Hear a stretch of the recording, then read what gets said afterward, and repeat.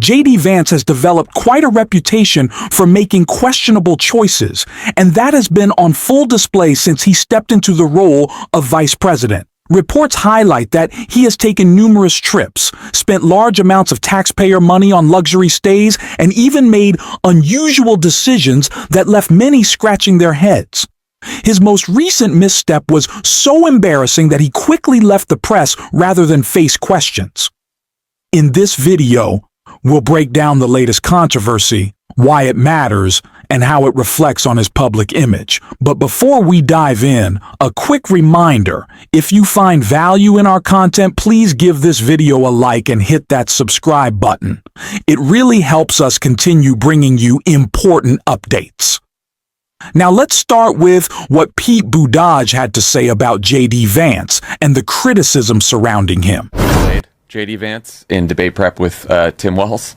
What are your impressions of him and his seemingly inevitable candidacy in 2028? Well, I think he's very intelligent. I think he's very smooth. I think he's very capable. That's why we definitely shouldn't. I know there's a temptation to make fun of him, but I can do it with the best of them. Sometimes when you see how he conducts himself out there. But let's be clear, we're talking about a very smart person, not a very principled person. It didn't take him many years to go from comparing Trump to Hitler, which he did, to saying that he ought to be the leader of the free world. This is somebody who made his name talking about being from the industrial Midwest and kind of explaining the industrial Midwest to coastal elites. I know a little bit about what that's like. And then became wealthy, went to Silicon Valley, kind of ran with a lot of people that we would consider to have kind of centrist or even center-left values, and then saw the writing on the wall and found this path to power.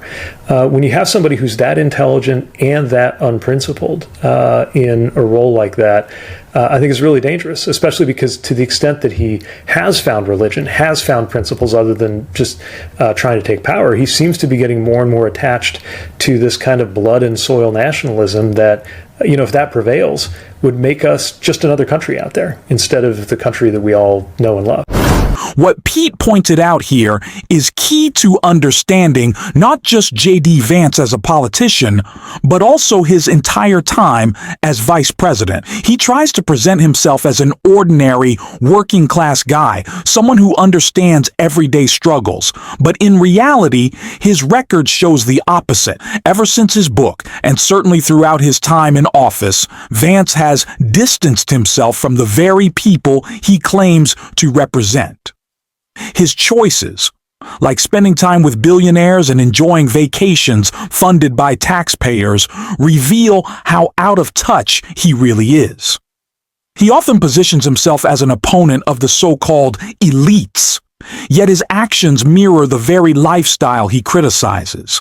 Instead of delivering real solutions, he leans into culture wars and targets vulnerable groups, hoping it will resonate politically.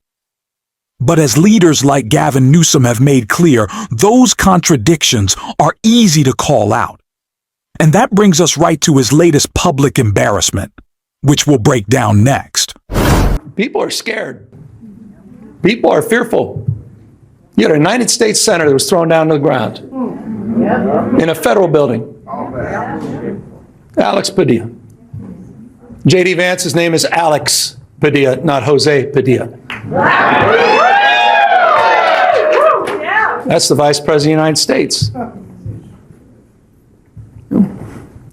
It's another museum not so far away from us. Talks about those 53 days. All right, I think what you're seeing there is the framework for what you're going to hear a lot of heading into the midterms. Vance does the same thing as Trump, but a lot less effectively, right? Trump is able to get MAGA to buy into his tough guy act. Vance is kind of just annoying. He's not strong. He's just kind of a thorn in your side.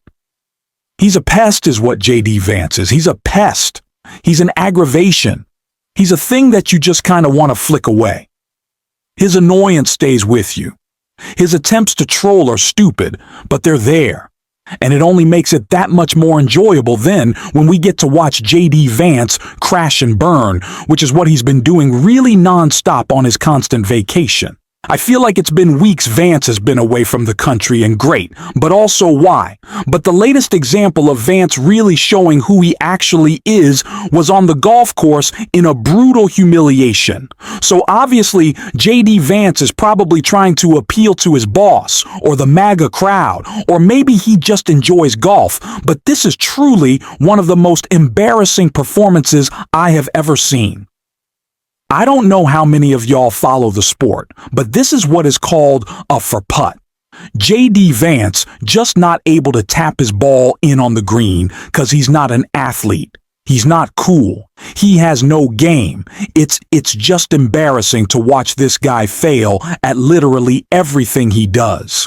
Gavin Newsom is also surprised by JD Vance's actions. Vice President, we read that you're coming into California, which is important. It's been months now since some of the most devastating wildfires in U.S. history occurred. Tens of thousands of lives completely torn asunder. I hope you have an opportunity to spend some quality time with some of the victims, the families, the Palisades, and also spend some time in Altadena, which is incredibly important. It's also important as well, and I honestly mean this, that you sit down with the President of the United States, who just a couple days ago suggested that these American citizens may not get the support that other citizens get all across this country in terms of disaster relief. I hope we get that back on track. We're counting on you, Mr. Vice President.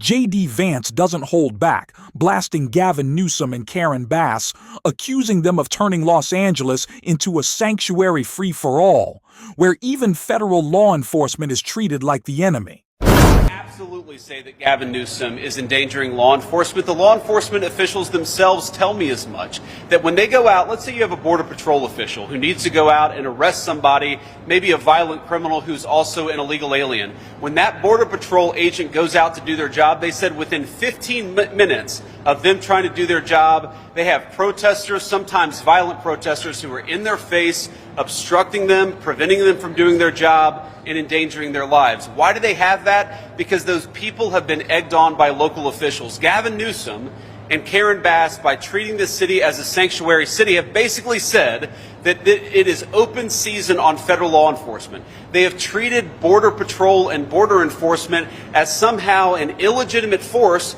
instead of what they are, which is the American people's law enforcement trying to enforce the American people's laws. So when Gavin Newsom encourages violence and rioting, when he encourages people to get in the face of our great Border Patrol officers, he is absolutely endangering the lives of federal enforcement. He's absolutely endangering the lives of mothers and daughters and fathers and sons who have been sent here to do a simple thing: enforce the law.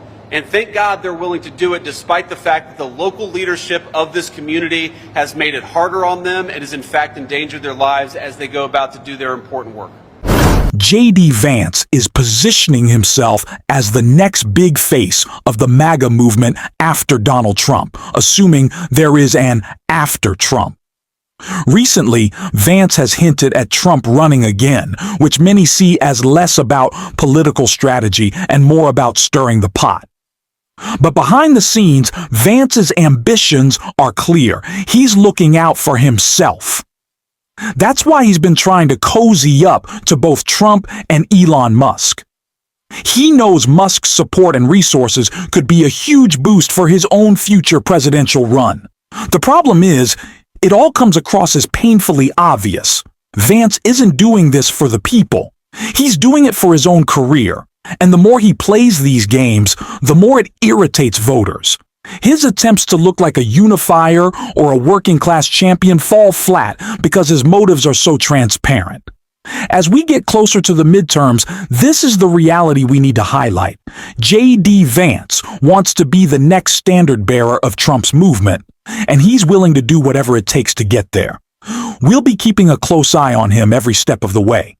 And before we wrap up, if you value this kind of breakdown, don't forget to hit that subscribe button, leave a like, and drop a blue heart in the comments if you made it to the end.